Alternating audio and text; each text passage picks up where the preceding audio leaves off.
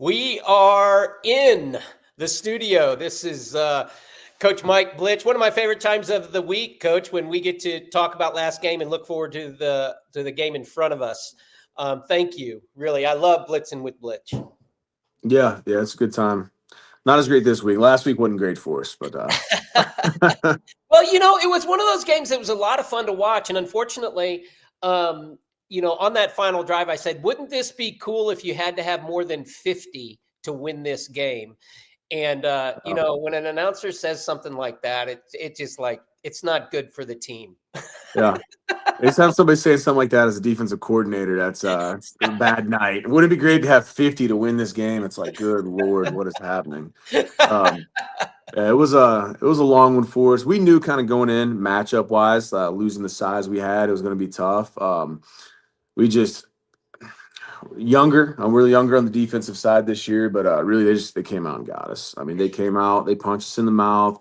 We held out there. I think first series, both halves, we came out juiced and flying around, energized, and then that grind kind of got us. And that's we just as a coaching staff defensively, we just didn't have them fully prepared for that meat grinder that it was, and you just kept hoping at the end, kept telling them like it was one play away. Like games like that, you just one play away. You're hoping you just force that turnover. Get a little of that luck. Something bad happens. Muff snap on that, and just kept grinding, and just couldn't get that play we needed for it. And that's a tough one right there. Anytime offensively, they put up 48 points and you lose the game, like that's a tough night for the defense. That's bad.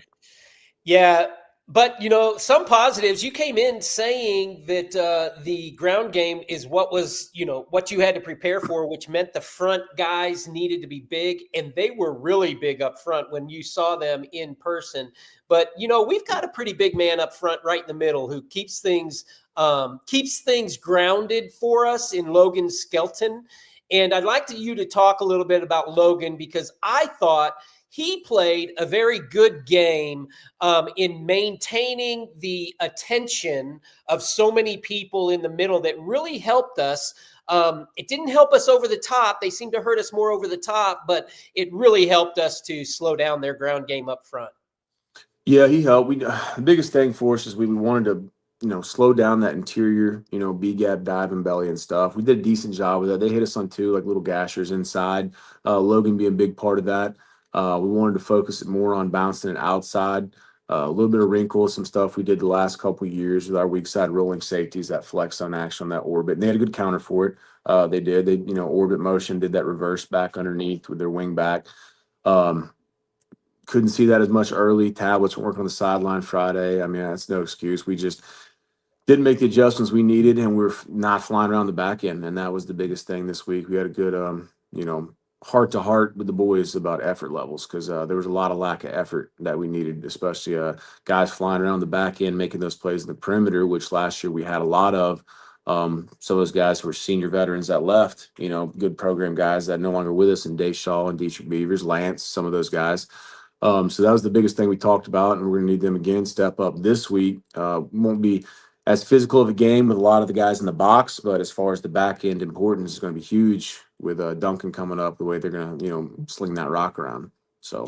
Well, somebody who doesn't seem like you have to worry too much about effort is Travion. Had another good game on the Yeah. outside for you. Yeah, no, Travion had an awesome game. I think he was second on the night in tackles. Him and Cade McKee, I think, are tied right now. Team leads in tackles. Travion had 14 the other night. I think McKee had, I think it was like 17. Travion's been a workhorse for us. Not a guy, hadn't played a lot of defense in his career. He's come in and really meshed well and bought in with the guys, and he was flying around all night. Like he's never somebody got to worry about he's going to stick his nose in there. He actually relishes being closer to the box, and we discussed, moving him back some and just different sets as the season goes on. But he's a guy that's really kind of pleaded with me, like, Coach, keep me, close to the line of scrimmage. Like he wants to be in there in the physicality. So that's something that's been good for us. Well, we give the senior a little bit respect before we pull up that sophomore that you've been talking about. Yeah. Cade McKee, he was flying around all night. And when we talk about effort, this is not a guy you have to worry about giving you 110%. Yeah, no, he was flying around there tonight. He had, like I said, 17 tackles in the night. He's our, I think, team lead, tied Travion, like 20, 26, 27 or something like that on the season. At a tall task the other night. He was flying around effort-wise.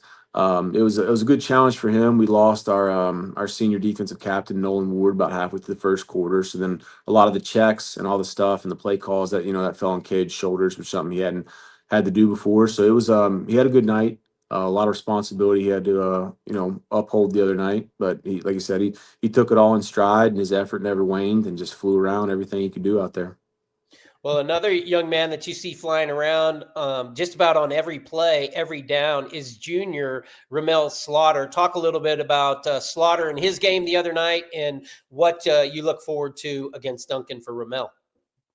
Yeah, Ramel's just a few inches away and a few plays of making some big stops for us. We just didn't have him the way we wanted the other night. As far as going this week, he's going to be pivotal for us. What we do, maybe somebody we move around a little bit with his cover ability that he can have in the passing game. Whether it's going to be at free safety, at corner, he is a kind of a guy that can be a gadget guy. He's kind of done it all in the 3 years he's been here. And we're going to expect him to make some big time plays on the back end, flying around, attacking that ball for us. Yeah, many don't realize, but he's in a new position this year at the back end of your defense. He's used to being up in the thick of things, and we really need him deep on that back end to stop those big plays. Yeah, he's kind of trying to replace Dace Shaw. Dace was a good player, led our team interceptions last year. I think was 6. What he could do sideline to sideline, and his physicality because he was such a bigger safety coming down, in the box and delivering the big hits. So, Ramel's, got a tall task ahead of him, but it's something he's shown, offensively on that side and defensively. He can go high point of football and go make spectacular catches. So we know he's got that in him. So that'll be something as we continue to evolve through a season as he plays tighter in that box at times from that safety spot, as opposed to being out there corner. He can get in there, get his nose in there with the physicality, which we know he can bring. This game last year, he played corner. They've got an exceptional receiver. They're number 4 on our number 4 last year. So he had a good, one-on-one matchup last season. So that's something we're looking at this year about getting guys in, good personnel groupings and good matchups, as far as countering what they're going to do, because they've got some talent and they've got a lot of speed this week on the offensive side of the football. It's going to be a lot of fun to watch. And something else for everybody, these pictures that you're seeing, you can go to our website and you can download these pictures for free. You sign up through a little process and you end up on our page with access to, literally thousands of photos. And we're uploading from the past now as well. So not just this season. Pretty soon it's going to be a lot more photos. But here's another guy who, really helped the defense by what he was able to do on offense, Coach. Talk a little bit about Big Play McClendon and what he brought the other night against Ardmore. Yeah, no, Tate's a workhorse. He is. I want to say he had 177. I had it here in front of me somewhere. Yeah, 173 yards, 11 carries. That's huge. I think he's averaging like 12 yards a carry on the season. He's just a burner. And once I think 150 of those 170 probably came in the second half. He's a guy that's just going to be a workhorse. And he's got that speed. He runs hard between the tackles, and you've seen with the speed again. Once he bounces outside, he's off to the races. It's hard to catch him. He's a freight train once he starts moving. He's a compact guy. If you've seen him in person, for anybody out there watching, he's muscled up head to toe. He's short in stature, but he's heavy and he runs hard. Some of the guys find that out there in practice. Sometimes they try to go up against him and they think they're going to come and hit him head on, and they end up going backwards because he's a load to get down. He is. Yeah, he had an awesome night. He's off to a great start to the season. First 2 games right now, I think leading our team in rushing up there, and having a great job with the rushing attack so far this year. Those big boys up front. I told them, hey, this year we're going to lean on you, and they've produced. I want to say right now, going into this week, I think we're 6th or 7th right now in the state, regardless of class and rushing yards. So, that's just with 2 games. A couple teams had 3. So, they've been grinding it out on the ground game, pounding the rock, and that's been awesome for us. It has. Another thing that's been awesome is you see these guys, everybody watching along this screen here, all of these local places have donated their time, their people, and their food for team meals. Tonight, we get to enjoy some City Bites, sending over sandwiches, chips, cookies. We've got drinks coming in from Chicken Express. They give us some iced tea, just a lot of community effort. And, ShawneeCTV going to be whipping up some of that homemade macaroni and cheese as well, Coach. I think that you're going to like this. Yeah, no, the boys were ecstatic about that mac and cheese. That's good stuff. Yeah, man. I didn't know about the menu for tonight. Get me excited already for a team dinner there. That's good. Well, talk a little bit about that and how important it is that you've been able to meet over at St. Benedict's over the last couple of years and really making that your home stop for your team meals. Oh, it's just been incredible for them just to be so gracious enough to open their doors to us week in, week out. Those guys that are up there, they come help set up and serve the food. Just the passion they have for the boys and the community and the program. I mean, it's something we can't be thankful enough for everything they do because they take the time out of their evenings and their Thursday nights. A lot of those guys just were up there on Wednesday nights for service, and then come back, turn around Thursdays, spend a few hours up there, just being good servants.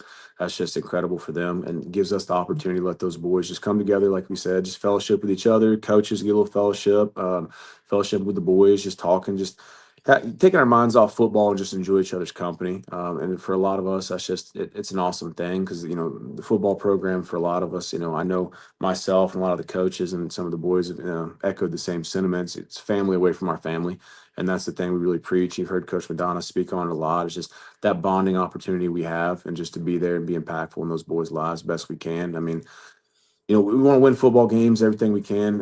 That's great, but at the same time, we want to impact these kids' lives off the field and try to be the best mentors we can to them, and just try to guide them best we can for their next venture outside of high school and football. Well, and of course, next week, the St. Benedict's is going to be getting ready for their fall festival. It's one of the funnest time of the year. It's going to happen the day after the Booker T. Washington game. So for the next couple of weeks, we're going to be on the road, Coach.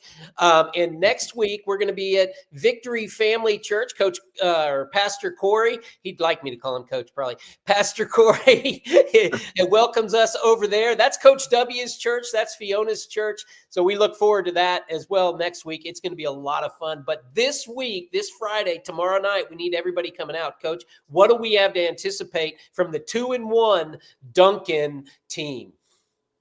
I think you froze up a little bit there. I'm going to take the reins on this one because I see it's still running. Tomorrow night, it's going to be big. Duncan heading down there, going to the road. I think we are going to be their homecoming game. So, they're going to be an amped up crowd. We anticipate to be pretty hostile environment going down there. Long road trip for us. So it's going to be an early get out of school, long bus ride down there, try to get our legs stretched, getting warmed back up, get locked back in. So it's always difficult anytime you have those long ventures on games like that. But going down there, we expect them to be pretty explosive offensively. We had a really good showing last year against that offense. I think there was a 28-7 game last year. Really got after him with that D-line in that front with a couple guys, like you said, we're missing for as far as that quick twitch. We're going to see what we can do to replicate that last year. But as far as stopping Duncan, comes down to stopping the quarterback number 3. Sawyer Rice, it's a name a lot of guys know. He can run and he can throw it. And he's, like I said, he's got wheels on him. He's hard to contain. Last year, gave us a little trouble. We ended up performing really well last year. So that's something we've gone back, want to watch that game, what we had, what we can do to replicate that. Obviously, we're a different team, different season, different guys out there. But the biggest thing is going to be slowing down that passing attack and slowing down his legs with his rush game. They got a couple receivers out there. Number 1's going to be back. Number 4, extremely fast player. He, is kind of their go-to guy. Like to get the ball in his hands. Quick twitch kid. Can beat you with his speed. They've got a big running back return again, the number 8. So he's going to be a guy that he's physical, runs the ball hard. They're going to do some things formationally that'll, give us challenges at times if we're on the same page. Good thing is I think we're going to have some of our guys should be back healthy. I think defensive captain Nolan Ward's going to be back in the fold. Physically, he'll be back healthy, ready to go. Got a clean bill of health. So that'll be a big thing for us, getting back on the same page. Yeah, you may see some different guys out there for us defensively, different spots, kind of getting their feet wet some for the first time, just so we try to settle in as we get ready for this district play. So it's going to be a big game for us tomorrow night. It really is. And I kind of like to see the new faces in 5A, a lot of times people don't realize the wear and tear on the body, but like I was talking a little bit with our quarterback last, he wants to go every play. And I kind of said, man, I kind of like to see you get some seat time on defensive side because we really need him as fresh as he can be. And you've got a lot of those talented guys who, it's hard to keep them on the bench because they might be the best player you have at a position. But come third quarter and fourth quarter, we're going to need plays, especially in games like we had last week. And not that they didn't deliver, because they did. I mean, 48 points is awesome. But I kind of like it. It's a long season. So the more you can get out there and talk a little bit about that, Coach, the more players you can get out there where we have less going both ways, how important that is in a tough 5A season. Yeah, like you said, it's a gauntlet. It's a juggernaut grind for us throughout the season. Like starting district play next week, so that's a big thing. Getting guys out there early reps because also you just never know. We saw it last year a lot. Started the season last year, like all linebackers out and all that. So you just that war of attrition you're against, week in week out as you make that run to trying to get to the postseason. You just don't know who you have to lean on. So to have these guys get in there, get those reps, and have that experience it's vital for us because we just don't know which of those guys may be a starter by season end come around. So that's something that we actually battle with some of that this week. We had a lot of guys out this week, different stuff throughout the week. Really, we haven't. Today's gonna be the first day we're gonna have the full defense probably practice together. Usually it's a walkthrough day, but we're gonna go ahead and get at it today, get a practice, just because we had little bumps and bruises, some, minor injuries that have kind of held guys out, just alternating throughout the days for practice, offensively and defensively. We haven't had everybody there like we needed to. So it's getting that, that full health and that clean bill of health for everybody at the same time is always difficult, in any season, regardless of the level.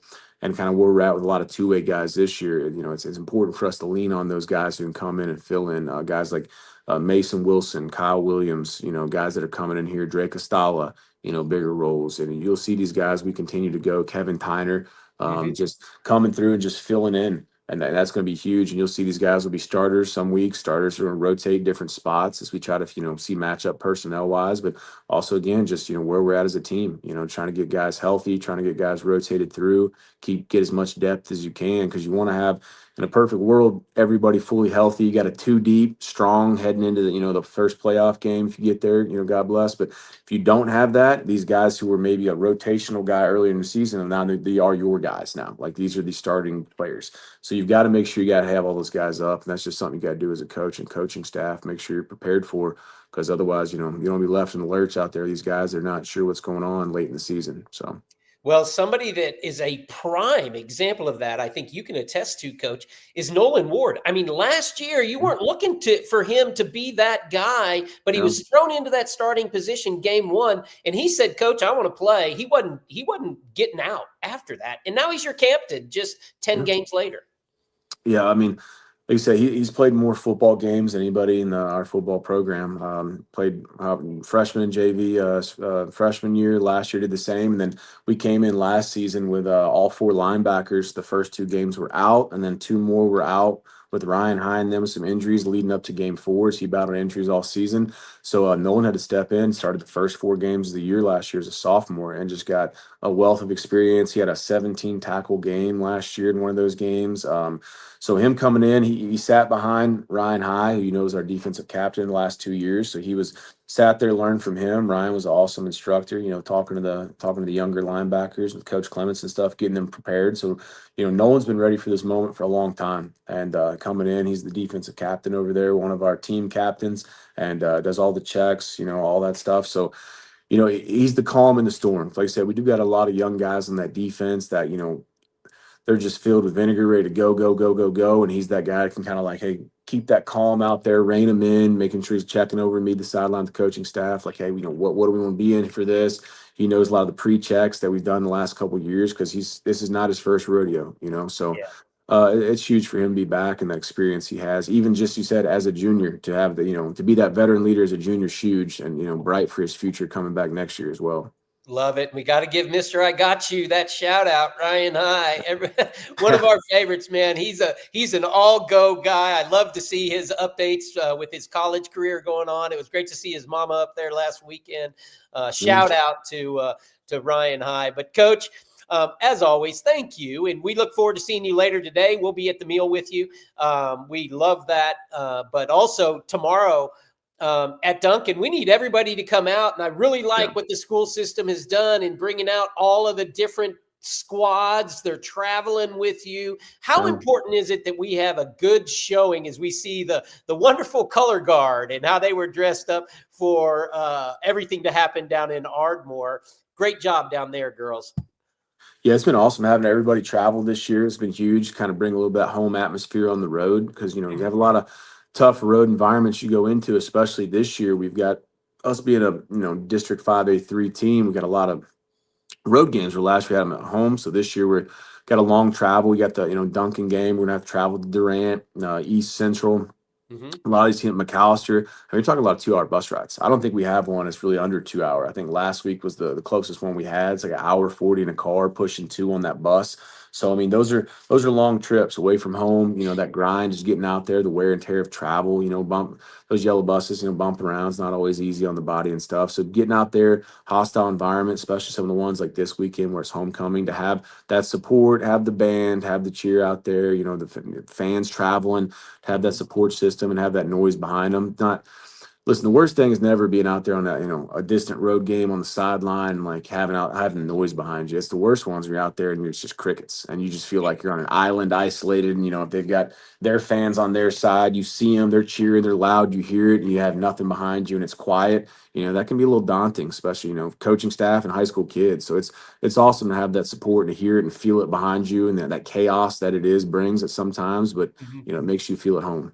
Well, that's why we've got a lot of kids wanting to come to school at Shawnee, and that's evident because the support that Shawnee community brings behind the football team is always impressive. And this week, we need it to be as impressive as ever as we go down to play a good Duncan Demon team. So get on down to Duncan.